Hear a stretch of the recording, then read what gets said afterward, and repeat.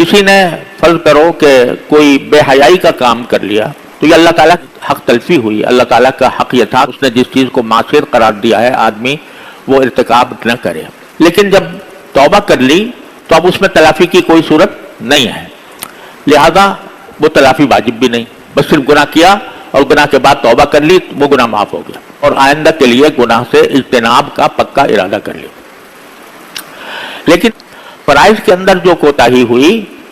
और जो नमाजें कज़ा हुई, जो रोजे कज़ा हुए, उनकी तलाफी मुमकिन है और मुमकिन यह है कि उनको कज़ा करे,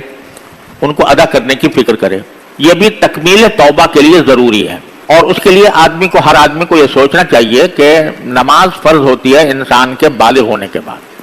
बालिग होने से पहले नमाजें फ़र्ज नहीं हैं। अगरचे हुक्म यह है कि बच्चों को भी रफ्ता रफ्ता आदी बनाया जाए, सिखाया जाए। हदीस में है कि जब बच्चा 7 साल की उम्र का हो जाए तो उसको नमाज सिखाओ, नमाज पढ़ाओ, और 10 साल का हो जाए तो फिर उसको तंबीह के तौर पर मार भी सकते हो कि भाई तुमने नमाज क्यों नहीं पढ़ी,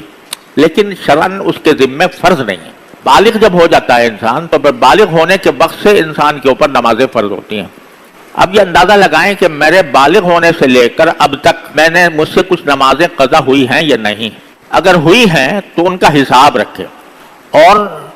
जितना वक्त भी ज़्यादा से ज़्यादा देकर नमाजें कज़ा हो सकें वो करे। और उसका एक आसान तरीक़ा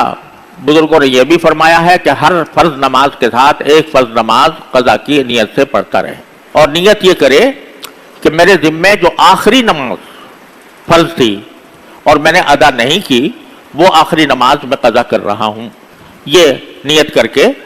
शुरू कर दे। फजर की नमाज के साथ फजर की नमाज के आखिरी फजर की नमाज जो मुझसे कज़ा हुई थी वो मैं पढ़ रहा हूँ,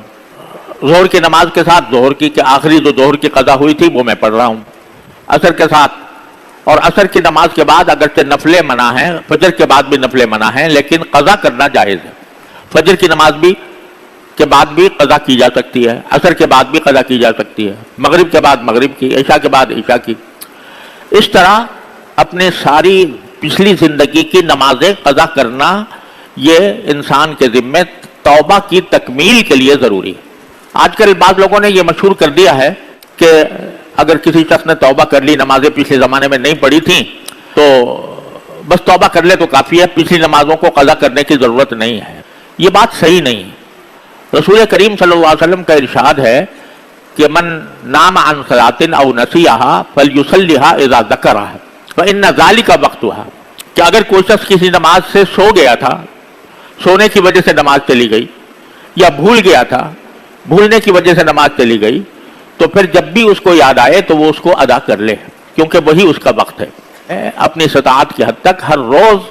अपनी नमाजों के साथ एक नमाज पीछे कज़ा करे, अंदाज़ा लगाए कि कितनी नमाजें मेरी कज़ा हुई हैं, कितने दिनों की हुई है, उसका हिसाब अपने पास लिखे और साथ में ये वसीयत भी लिखे कि अगर मैं अपनी ज़िंदगी में ये नमाजें कज़ा ना कर सका, मेरे तरके से उसके फिदिये की रकम अदा की जाए। ये हाल रोज़ों का है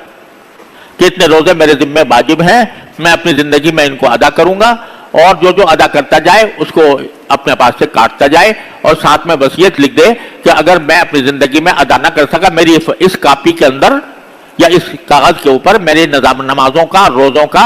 हिसाब लिखा हुआ है। अगर मैं अपनी ज़िंदगी में कज़ा ना कर सका तो जितने बाकी रह गए हैं तो मैं वसीयत करता हूँ कि मेरे तरके से वो उनका फिदिया अदा कर दिया जाए।